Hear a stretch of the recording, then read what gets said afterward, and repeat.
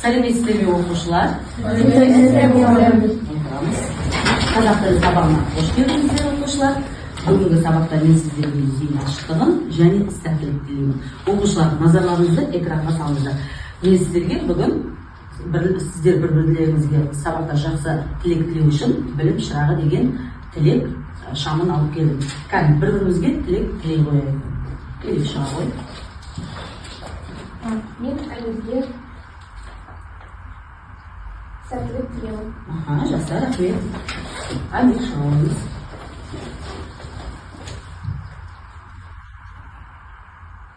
Мен ұйыққа ұшқыр ой тілеймін.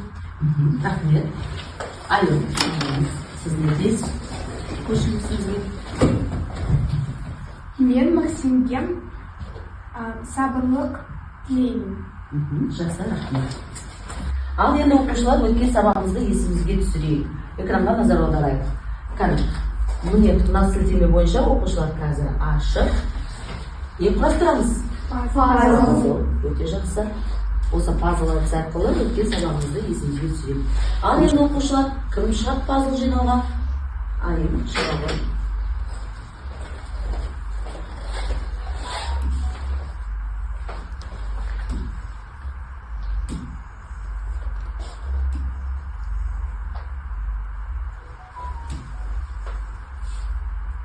Ал енді балалар, кәне экранға назар салайық. Бұл менің суреті? Дұрыс. Ал демек, алдыңғы сабақтың тақырыбы не туралы болды? Ғаламтор, иә? Ғаламторды пайдаланамын. Дұрыс айтасыңдар. Жақсы, рахмет, айып отыра ғой. Иә, оқушылар, дұрыс айтасыңдар. Ал енді оқушылар, сіздердің алдарыңызда осындай бағалау парағы жатыр. Сіздер әр тапсырмадан кейін дескрипторға сүйеніп өздеріңді бағалап отырасыздар. Дескрипторлар әр тапсырмадан кейін жазылған өздерінің балдарыңды, ұпайларыңды қосып, осының толтырып отырасыздар. Сабақтың соңында осы бағалау парақтары бойынша сіздер бағаланатын боласыздар. Енді оқушылар, мен сіздерге үй тапсырмасына ғаламторды пайдаланасың ба деген сұрақ бергенмін. Сол сұрақтың жауабын қазір сіздерден сұраймын. Кім дайын? Айнұр, қалғыңыз. Зейін салып тыңдаймыз, кешіріңіздер. Қазір ғаламторды пайдаланбай өмір сүру қиын. Мен ғаламторды жиі пайдаланамын. Ғаламторда кино көремін, достарыммен хабарласамын. Ешқандай да мәселелерді көшіру мүмкін емес. Ғаламтордан көшіру мәдесіздік. Жақсы, рахмет. Ал енді оқушылар, біз бүгін ғаламторды пайдаланамын тақырыбын ары қарай жалғастырамыз. Сабағымыздың мақсаты ол әлеуметтік мәдени тақырыптарға байланысты қажетті сөздер мен сөз тіркестерінің мағынасын түсіну және алған мәліметтерімізді өмірдегі жағдаяттармен байланысты сызба арқылы көрсету. Келесі ол етістіктің қалау райы және оны жазба жұмыстарында орынды қолдану болып табылады. Ары қарай жұмысымызды жалғастырамыз. Ал оқушылар, тақырыпқа байланысты жаңа сөздерімізге назар аударамыз. Бүгінгі жаңа сөздеріміз ол ғылыми, өркениетті, үлес, мүмкіндік, сілтеме, деректер, мәдениет, жетістіктер. Осы сөздер арқылы оқушылар сіздер сөз тіркесін құрайсыздар. Сөз тіркесінен кейін сөйлем құрастырамыз. Ол үшін бүгінгі күнді есімізге түсірейік. Бүгін қаңтардың нешесі? 9-ы. Дәптерлерімізді ашып, бүгінгі күнді дәптерімізге түсірейік. Осы тапсырмаға 2 минут уақыт беріледі оқушылар. Уақытты бағалайық. Ұмытпайық, бізде сөз тіркесінен сөйлем құрастырамыз оқушылар. Істеріңізге сәттілік тілеймін. Оқушылар, уақытты бағалайық, уақыт шықты. Кім дайын? Маргарита, оқығыңыз. Сілтеме, пайдалы сілтеме. Мұғалім оқушыларға ғаламтордағы сайтқа пайдалы сілтеме жіберді. Жақсы, жарайсыз, рахмет. Егер. Ғылыми жетістіктер. Қараш сапарды ғылыми жетістіктер Көп. Келесі, оқығыңыз. Мәдениет, ұлттық мәдениет, халықтың байлығы. Жақсы, жарайсыз, Богдан. Ал тағы кім? Ләмия, оқығыңыз сіз. Үлес, үлкен үлес. Команда жүйесінде әр оқушының үлкен үлесі бар. Рахмет жауабыңызға. Құпия деректер ғаламтордан құпия деректерді іздеп табуға болады. Ал тағы кім бар оқушылар? Өркениетті қоғам, ұлы дала өркениетті қоғам. Жақсы, рахмет. Карина, сізді тыңдайық. Мүмкіндік жаңа технологиялар бізге көп мүмкіндік ашады. Тағы жауап бар ма оқушылар? Кімде жауап бар? Елжан оқығанымыз. Жетістіктер, жақсы Жетістіктер. ғаламторда жақсы жетістіктерге жетемін. Жетістіктерге жетемін. Жақсы. Рахмет жауаптарыңызға. Енді оқушылар бағалау парақтарыңызды алыңыздар. Өздеріңізді бағалауды ұмытпаймыз. Осы тапсырмадан кейін ұпайларыңызды дискретті көріп тұрғандай бағалап қойыңыздар.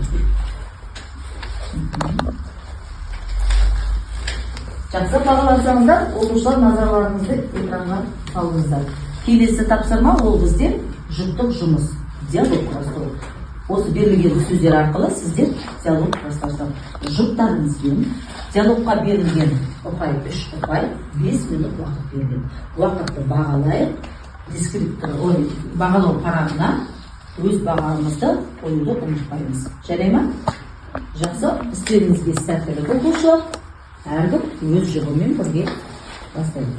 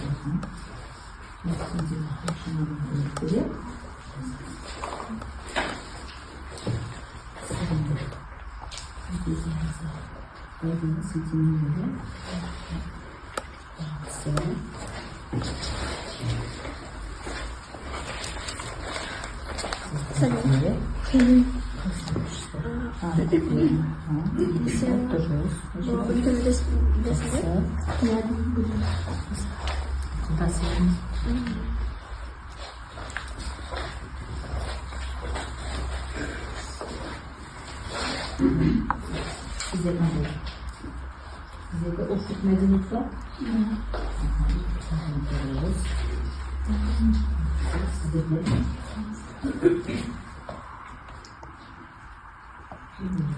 Aslında жаңа мүмкіндіктерді білесіңдер?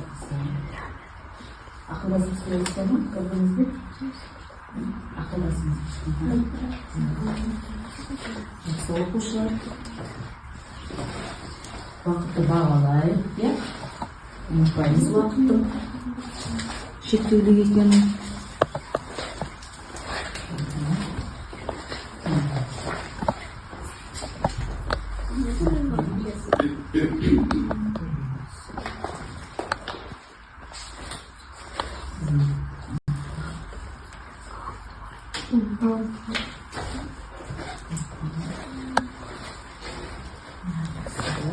Сен ғаламторда жаңа сөздер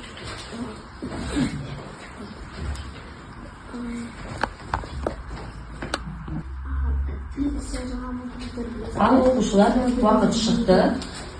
Кім дайын? Қай жұп дайын? Қай жұп дайын? Келіңіздер.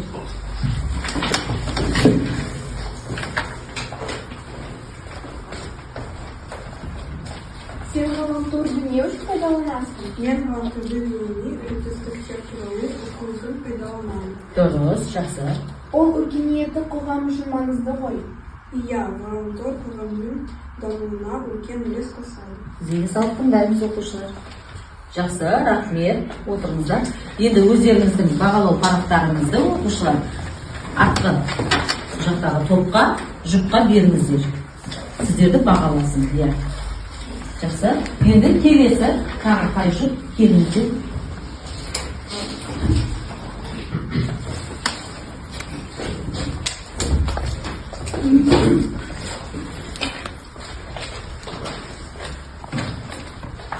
Карина, саған ғаламтор қандай жаңа мүмкіндік береді? Маған пайдалы сілтемелер арқылы көп ақпарат табуға көмектеседі. Бірақ құпия деректерді қорғау керек қой.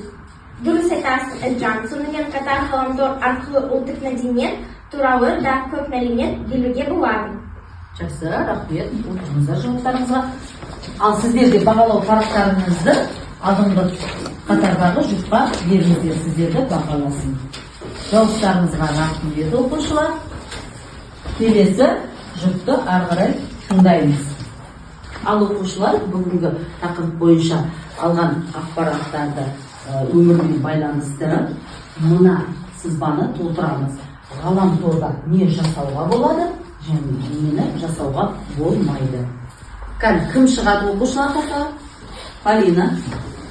Кітап оқуға, ақпараттар алуға, онлайн сөздіктер, театрға, киноға, билеттер алуға. Болады, иә, ғаламторда. Жақсы. Ал сен, Полина, оны өмірде қалай қолданасың? Мен электрондан кітап оқимын. Электронды оқисың. Жақсы, рахмет. Енді келе ғой тақтаға осы сызбаға түсіре ғой. Келесі тағы. Елена. Көп отыруға, жақын отыруға, және бөтен адамдармен сөйлесуге. Болмайды, иә? Жақсы. Оны сен өмірде қалай қолданасың? Мен көп отырмаймын және бөтен адамдармен сөйлеспеймін. Жақсы, рахмет. Сен де келе ғой. Елена, мұндағы өз өмірді түсіре ғой. Сабағымыздың келесі тапсырмасы, оқушылар, назарларыңызды аударыңыздар. Бұл бізде қалаурайдың ережесі бойынша қажетті сөздерді қойып, келген сөйлемдерді толықтыру. Назарларыңызды аударыңыздар. Бұл міне бізде неше сөйлем, 6 сөйлем берілген. Осы 6 сөйлемге қазір бір оқушыдан тақтаға шығып, қалаурайдың ережесін еске ала отырып толықтырамыз. Толықтырғаннан кейін оқушылар бағалауды бір-бірімізді ұмытпай, бағалау парақтары бойынша. Жарай ма? Тапсырма түсінді ме? Енді бастайық жазуды. Кім бастайды? Телефон сөйлеген.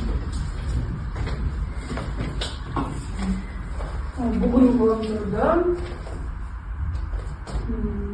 пайдаланғым келді. Жақсы. Дұрыс па оқушылар? Дұрыс. Келесі. Не жақ? Телефон. Мұқият тыңдаңыздар. Мен айтып өттім сіздерге, бір-бірімізді бағалаймыз. Сен олай сабақтарға Таңдаңыз. қатысқан үйір болар. Жақсы, рахмет. Келесі. Ләния, келе ғой. Мен ғаламтордан тілді тез үйренетін сайт тапқым келеді. Жақсы, рахмет. Ал енді бір-біріңізді бағалауды ұмытпаңыздар. Бағалау парағы бойынша оқушылар естеріңізге сала кетіңіз. Маргарита.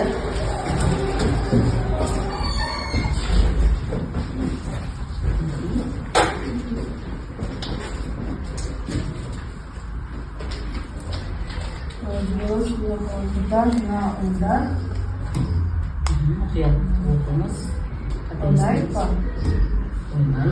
Жақсы, дұрыс па оқушылар? Маргарита, бір-бірімізді бағалауды ұмытпаймыз. Келесі, Максим, келе қойыңыз. Сабақтың тапсырмаларын ғаламтордан бірге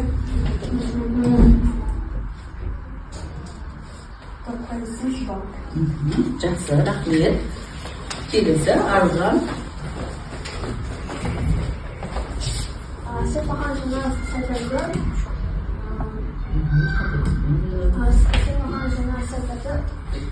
көрсетсең екен. Жақсы. Оқушылар жарайсыздар. Уақыт бойынша орындадыңдар тапсырмаларды, бәрі түсінікті болды. Бағалау парақтарыңызға өз бағаларыңызды қоюды ұмытпаңыздар. Бір-біріңізді бағалау парақтарына қойыңыздар. Жақсы. Сабағымыздың соңына жеттік. Сабағымыздың мақсатын қайталап жіберейік. Бүгінгі сабақта не істедік? Әлеуметтік мәдени тақырыптарға байланысты қажетті сөздер мен сөз тіркестерінің мағынасын түсіндік пе? Мәліметтерді өмірдегі жағдаяттармен байланыстырып сызба арқылы көрсете білдік пе? Дұрыс. Жетістіктің қалаурайын, қызметін жазба жұмыстарда Ауызша жұмыстарда орынды қолдана білдік пе? Иә. Жақсы. Тақырып бойынша сөздер мен сөз тіркестері арқылы диалог құрастыра білдік пе? Иә. Жақсы. Олай болса оқушылар, енді сабағымызға кері байланыс беріп жіберейік. Әрқайсымыз қазір өз ойымызды ортаға салайық. Сабақтан не қиын болды, не оңай болды. Және қандай нелер түсіндіңіздер, сөздер ма, ақпараттар алдыңыздар сабақ бойынша. Бүгін мен сабақта ғаламторды пайдалануын түсіндім. Пайдалануын түсіндіңіз. Жақсы. Кері байланысыңызды бере беріңіз. Келесі тағы кімнің ойы бар? Маргарита. Мен ғаламторды дұрыс пайдалануды түсіндім. Жақсы. Кері байланыстарыңызды бере қойыңыз оқушылар. Карина. Қалаурайды түсіндім.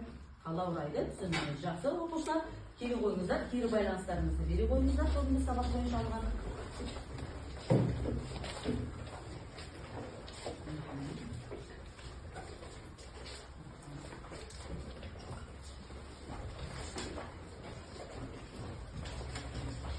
Жақсы оқушылар, өте жақсы. Бәрін түсінесіңдер сабақты. Енді сабағымызды бағалайық. Алдарыңызда бағалау парағы жатыр. Әр тапсырмадан кейін өздеріңізді бағалап отырғансыздар. Соңғы тапсырмадан кейін де еді өздеріңізді бағалап, қорытынды бағасын шығарыңыздар.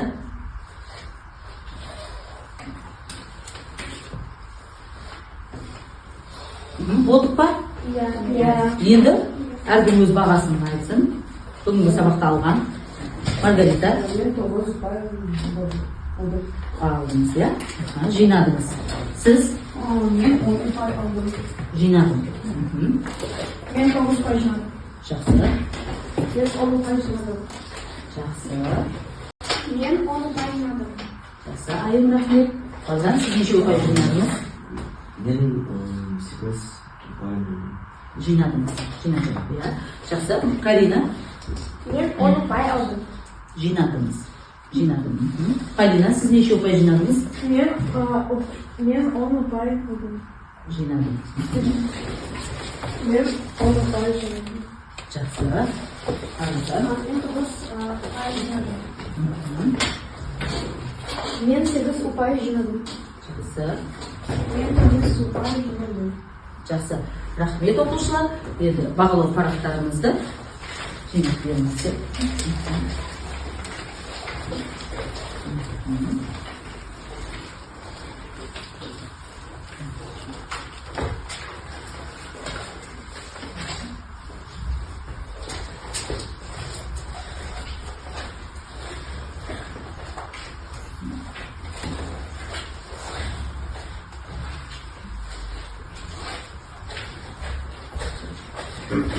Жақсы оқиық. Үй тапсырмасынан 6-шы бетте 4-ші тапсырма ол дескриптор бойынша берілген қалаурайдағы сөздермен сөйлем құрастыру.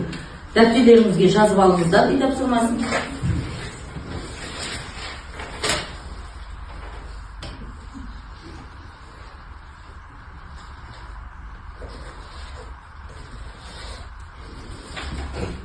Жақсы оқушылар. Енді оқушылар осымен сабағымыз аяқталды. Сау болыңыздар.